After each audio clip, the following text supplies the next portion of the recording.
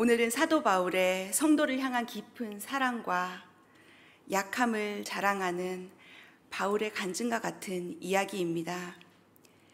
무엇을 자랑하느냐를 보면 그 사람의 가치를 알 수 있습니다.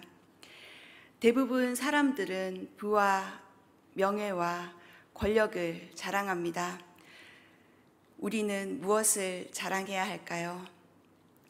오늘 사도 바울의 간증을 통해서 우리가 정말 자랑해야 할 것을 한번 묵상해 보면 좋겠습니다. 고린도 후서는 역설적으로 쓴 내용이 많아서 그냥 한번 읽으면 내용을 이해하는 것이 쉽지가 않습니다. 한국어인데도 읽다가 보면 너무 어렵게 느껴지기도 합니다. 오히려 일본어 성경이 조금 쉽게 번역이 잘 된 것 같습니다. 그리고 또 유진 피터슨이라는 분이 쓰신 메시지 성경이라는 것이 있는데요. 일본어로는 아직 번역되지 않은 것 같은데 한국어로는 나와 있습니다. 이 책을 보면 좀 이해하기 쉽게 번역이 잘 되어 있습니다. 참고해 보시면 좋을 것 같습니다. 16절에 보면 바울은 어리석은 사람으로 생각하지 마십시오 하면서 다시 나중에는 후반절에 어리석은 사람으로 나를 받아달라고 역설적인 부탁을 합니다. 그것은 사도 바울이 자랑하는 것이 얼마나 어리석은 것인지 본인도 알고 있지만 거짓 사도들이 자기를 자랑하는 것을 보니 나도 좀 자랑을 할 테니 내가 자랑하는 것이 어리석게 보이더라도 나를 받아주십시오. 이런 의미입니다. 바울은 자기 자신을 자랑하는 사역자가 아니었습니다. 자화자찬하는 사람도 아니었습니다.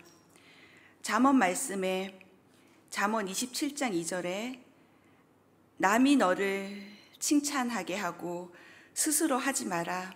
칭찬은 남이 해주는 것이지 자기 스스로 하는 것이 아니다 라는 말씀이 있는데요. 바울은 구약 성경에 이러한 가르침을 충실히 지키는 사람이었습니다.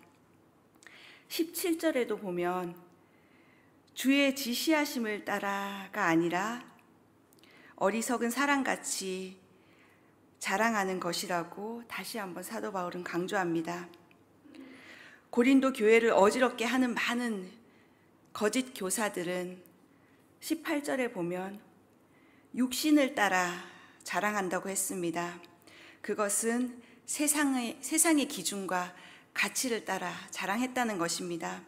육체적인 조건, 출신, 가문, 육체로 이룬 성취, 힘과 특권, 영적 체험 등입니다. 거짓 교사들의 이러한 육체에 따라 자랑하는 것을 듣고 고린도 교회 성도들은 반해버렸습니다.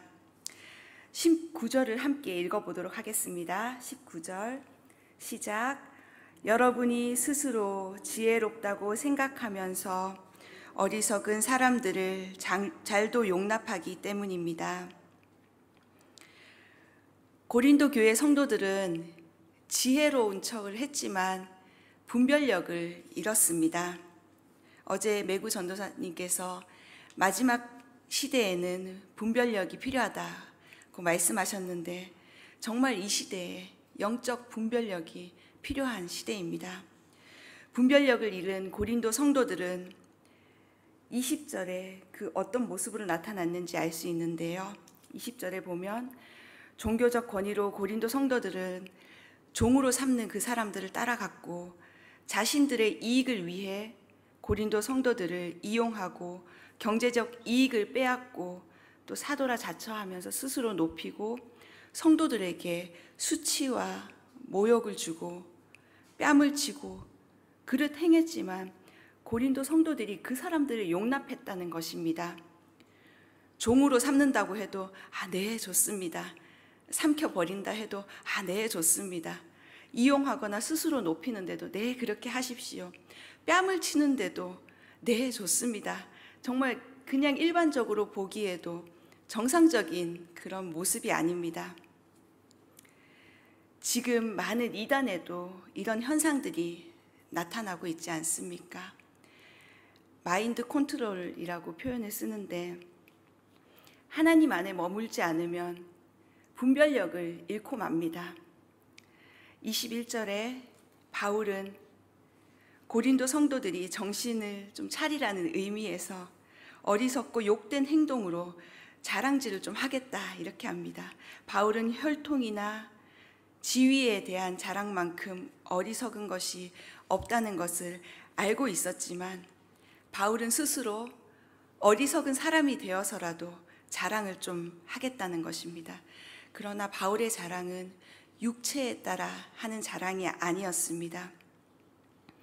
자기 자신을 위한 자랑도 아니고 오직 고린도 교인들을 그런 거짓 교사들로부터 거짓 가르침으로부터 건져내기 위해서 자랑한 것입니다. 고린도 성도들을 얼마나 깊이 사랑했고 정말 그 마음을 바울의 사랑하는 뜨거운 마음을 느낄 수 있습니다. 바울은 오히려 자신의 약함을 자랑하는 진짜 사역자였습니다. 22절, 27절은 바울이 고난과 침묵으로 자신의 그 사역을 자랑하는 것을 볼 수 있는데요. 고린도 교회에 온 거짓 교사들은 자신의 육체에 따라 자랑했기 때문에 자신의 혈통이나 그런 어떤 족보 같은 것을 자랑했습니다. 그들은 히브리인, 이스라엘인, 아브라함의 자손임을 자랑했습니다. 이스라엘이라는 이름은 하나님께서 당신의 목적을 위해 선택하신 야곱에게 주신 이름입니다. 그래서 특별한 소명을 지닌 하나님의 민족을 가르칩니다. 그래서 이 이스라엘이라는 이름을 들었을 때 뭔가 선민의식 그런 것을 느낄 수 있었습니다. 고린도 교인들은 거짓 교사들이 와서 나는 이스라엘 사람이다. 그렇게 아브라함의 자손이다.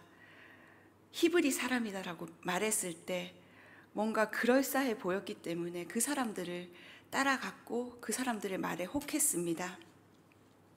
우리 교회에도 혹시 어떤 사람이 와서 나는 미국 어디에서 이런 신학을 했다. 누구 밑에서 있었다. 성경을 몇 번 읽었다. 이런 말 할 때 여러분 그런 사람들 나타났을 때 조금 조심하시기 바랍니다. 거짓 교사들은 스스로 그리스도의 일꾼이라고 자랑했습니다. 그런데 그리스도의 일꾼으로서 바울만큼 많은 일을 한 사람은 없었습니다. 23절에 바울은 정신 나간 사람처럼 말합니다. 라는 것은 바울도 자기가 이런 자랑을 하는 것이 믿기지 않지만 이런 식으로 말하는 것은 정신 나간 일이라는 걸 알지만 제가 이번에는 좀 자랑을 하겠습니다. 이런 표현입니다. 그래서 바울은 나도 히브리 사람이고 이스라엘 사람이고 아브라함 자손이라고 담대하게 이곳에서는 이야기하는 것입니다. 23절부터 28절은 바울의 고난과 같은 고난 간증 그런 부분입니다. 23절에 보면 수고도 많이 하고 매도 수없이 맞고 감옥살이도 많이 하고 죽을 고비를 여러 번 넘겼다고 이야기합니다. 사도행전 16장 22절에 바울이 고난당한 장면이 나오는데요. 모여있던 사람들도 가세해 바울과 실라를 공격하자 로마 관리들은 그들의 옷을 벗기고 매질하라고 명령했습니다. 24절에는 40에 하나 감한 매를 5번이나 맞았다고 합니다. 신명기 율법에 40대로 최대 40대로 규정하고 있는데 유대인들은 사람이 죽으면 너무 비열한 일이기 때문에 죽기 직전까지 때리라는 의미에서 39번까지 규정했다고 합니다. 유대인 역사가 요세푸스는 40에 하나 감한 매를 가장 불명예스러운 형벌이라고 했습니다. 25절에 또 바울은 채찍으로 맞은 로마식 처벌을 받았고 사도행전 13장, 14장에 나오는 많은 고난을 당했습니다. 꼼꼼하게 바울이 기록한 것을 보면 바울의 성격이 아마 트리플 A가 아니었나 생각할 정도로 본인이 한 번 돌로 맞았고 3번 파선을 당했고 다 그런 것을 기억하고 오늘 이곳에 간증으로 적었습니다. 26절에는 전도 여행 중에 겪었던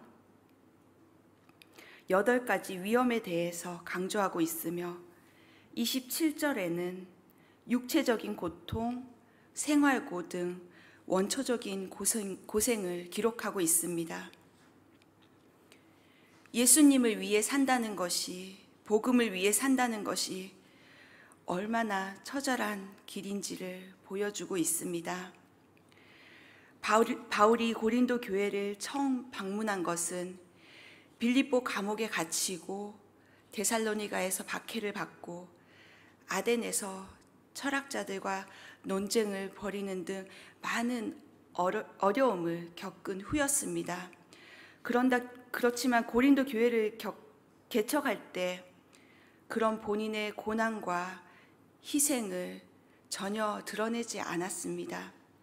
그리스도의 일꾼으로서 자신이 당한 일을 자랑하지 않고 바울은 오히려 침묵으로 오직 주의 교회를 위해서 섬겼습니다.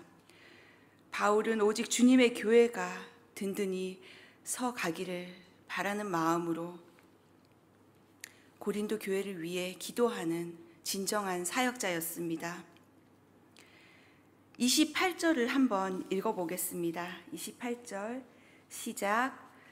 그런데 이와 별도로 날마다 나를 억누르는 것이 있으니 곧 내가 모든 교회를 위해 염려하는 것입니다.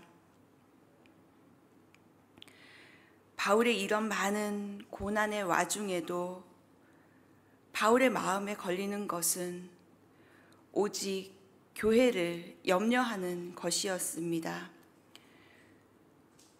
많은 육체의 고난보다 교회를 향한 마음이 더 컸다는 것입니다. 자신의 사역과 삶 가운데 경험했던 모든 외적 고난보다 현재 자신의 내면을 짓누르고 있는 고린도 교회에 대한 염려에 비하면 그런 육체적인 고난은 아무것도 아니라는 것입니다. 29절을 한번 읽겠습니다. 시작. 누가 약해지면 나도 약해지지 않겠습니까? 누가 죄에 빠지면 내 마음이 타지 않겠습니까? 바울은 고린도 교회의 성도 중 한 명이 연약해지면 자신도 그렇게 된다는 것입니다. 성도 중에 한 명이 실족하면 마음이 불이 타는 것 같이 된다고 반문합니다. 고린도 교회뿐 아니라 고린도 성도를 생각하는 그 마음, 한 사람 한 사람에 대해 깊은 애정과 관심을 갖고 있다는 것을 보여줍니다. 영적 리더의 가장 큰 고민은 교회이고 성도입니다. 내적 수고는 다 말로 표현할 수 없지만 목회자의 가장 큰 관심은 성도입니다. 여러분이 얼마나 사랑받고 있는 존재인지 절대 잊지 마시기 바랍니다. 오직 교회와 성도들의 믿음이 바른 길로 나아가는 것, 그것이 바로 목회자의 가장 큰 기도 제목이고 소망입니다. 저희 동경오누리교회 교역자들도 모이면 항상 성도들의 건강과 상황을 서로 공유하면서 기도합니다. 교회 안에 한 분도 약해지거나 죄에 빠지지 않기를 바라는 마음으로 늘 기도하고 있습니다. 30절, 31절을 함께 읽겠습니다. 시작. 내가 자랑해야 한다면 나는 내 약한 것들을 자랑하겠습니다. 영원히 찬양받으실 하나님, 곧 주 예수의 아버지께서는 내가 거짓말하지 않는 것을 아십니다. 바울은 자신의 약함을 자랑합니다. 자신의 약함 속에 하나님의 능력이 나타나기 때문입니다. 바울은 대제사장의 위임을 받고 교회를 잔멸하려고 했던 강한 자였지만 예수 그리스도를 만난 이후에 세상적으로는 약한 자가 되었습니다. 예수 그리스도를 만난 시점부터 삶의 방향이 완전히 바뀐 바울의 삶은 성도가 세상에서 무엇을 자랑하며 살아가야 하는지 오늘 우리에게 가르쳐 줍니다. 바울의 참된 자랑은 복음과 교회를 위해 겪었던 고난과 어려움과 역경이었습니다. 성도는 땅의 것이 아니라 위의 것을 바라며 구원과 영생과 천국을 자랑하며 살아가야 합니다. 오늘 22절, 23절에서는 장점이나 성공 대신에 수치스러운 실패담으로 바울은 이야기합니다. 광주리를 타고 가까스로 도망쳤던 부끄러운 이야기, 그 상황을 상상만 해도 얼마나 부끄러운 일입니까? 그러나 그 약함을 통해서 주님의 능력이 나타났다는 것을 바울은 자랑하고 있습니다. 약함은 그리스도의 능력이 나타나는 우리를 통해 그리스도의 능력이 나타나는 것을 보여주는 통로입니다. 우리의 약함을 자랑할 때 세상 가운데 그리스도의 십자가가 높이 드러나는 것입니다. 세상이 부끄럽게 여기는 자들이 주님을 만나 진정으로 능력 있는 자로 바뀌게 됨으로써 세상 가운데 예수님을 바로 보여줄 수 있게 됩니다. 로마서 13장 20절, 21절 말씀에 내 원수가 굶주려 있으면 먹이고 목말라 하면 마실 것을 주어라. 이로써 내가 그의 머리 위에 숯불을 쌓을 것이다. 악에 지지 말고 선으로 악을 이기십시오. 자신의 약함을 헛된 자랑으로 가리지 마십시오. 하나님 앞에 있는 모습 그대로 나아가시길 바랍니다. 나 자신의 약함을 드러내므로 나를 사랑하시고 강하게 하시는 하나님의 능력을 경험하는 오늘 하루 되시길 바랍니다. 그리고 악에 지지 말고 선으로 악을 이기는 동경 온누리교회 성도님들 되시길 주의 이름으로 축원합니다.